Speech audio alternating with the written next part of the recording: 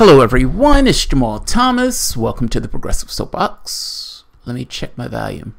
Guys, I still feel out of sorts. I'm still in pain. It's my fault. I ate something I had no... always check your sound. Ate something I had some business eating to put me on my ass. Or ate in quantities I shouldn't have eaten it in. But that being said, I do have a few shows that I want to do today, providing the Advil holds up. This very specific one is going to be blisteringly fast because there's not much to say here, but I just want to clarify something that was floating about. I think it was Mark Twain. He has this saying that a lie can get around the world faster than truth can put on his boots. And I found that to be true in most cases. Meaning people go with this stuff of the uncomplicated narrative as opposed to the actual reality, the contextual reality. In this case, the question that was asked was, has Ocasio-Cortez changed her anti-war stance? Conspicuously, at least for people who are watching, and this was Samir Khan, she brings it up. On her website, this was her website originally, that thing of peace economy. You can't really see what the peace economy is, but essentially we need to stop this foreign interventionist policies. We are behaving in a way that is essentially creating more terrorism across the globe. Now, I love the fact that she tied this to the economy, meaning she's cognizant that the $1 trillion or nearly $1 trillion we spend a year is a jobs program. It's a jobs program. It's the only jobs program Republicans and Democrats both get behind. But this is somewhat of a morbid jobs program. I mean, think about what's being said. You're essentially hiring all these people in military life, putting them on military dole, not to mention most of this, a lot of this is like weapons contracts, just pork to people who are in their particular district for some military base that's there, or money that's just going out to, stuffing in people's pockets who are building weapons and bombs and missiles and all this other stuff. I'm making a point that this is a federal jobs program.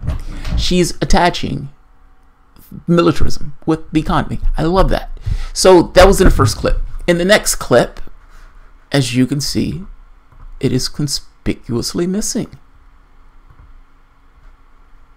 Yeah. Keep going. All right. And this one. No, that's not what I want. All right. If you go to her site now, it's missing. That's my point. Or at the very least, if you went to her site last night, I don't know if she's changed it, but it was missing. It was gone. That blurb wasn't there. The other items were there. That blurb wasn't there. And people ask the question, wait a minute, you just got elected. Are you changing your policy already? You just got elected. Now, you must understand, there are a lot of perversely cynical people out there. They're not perversely cynical because they were born that way. They were created that way. One failure, one foible, one lie, one letdown after the next. They're watching. That's a good thing that they're watching.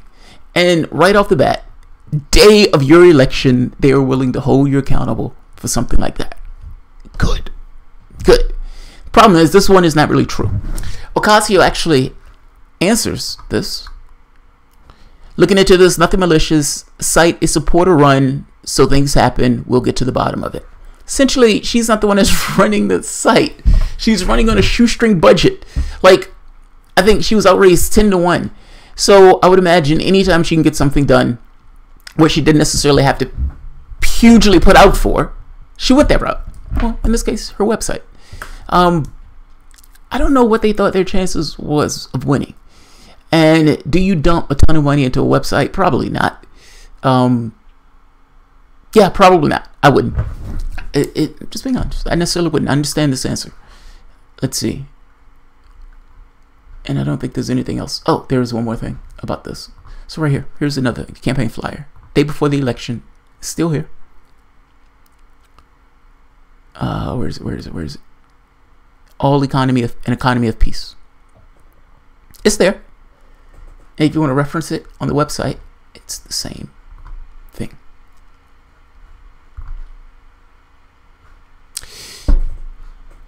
And let's read it.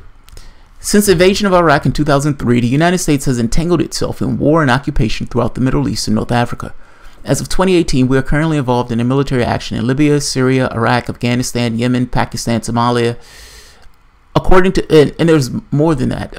Keep in mind, our people got killed in what was it? It wasn't Somalia. It was one of the other countries that we didn't even know we were in. Well, whatever. According to the Constitution, the right to declare war belongs to the legislative body, not the president. Yet most of these acts of aggression have never once been voted on by Congress. Alexandria believes we must end the forever war by bringing our troops home and ending the airstrikes and bombings that perpetuate the cycle of terrorism and occupation throughout the world. Hasn't changed. That's still her policy. I just want to make that very clear. Still her policy. Alright, I'm going to end this because I want this one to be short and sweet and to the point. And I think it kind of speaks for itself. Congratulations, Ocasio-Cortez. And yes, you have a lot of people who are very happy that you got elected, but a lot of those people are still watching. And look, that's, I guess that will go for Bolter. That will go even for Rokana. All of these people who take on the lefty banter and who get elected, you know, on the sweat and the intention and the work of those lefties. We're watching. We are a perversely cynical bunch, but we got that way for a reason. Yeah, I'm gonna end this here. I'll do another video on what I want to talk about next.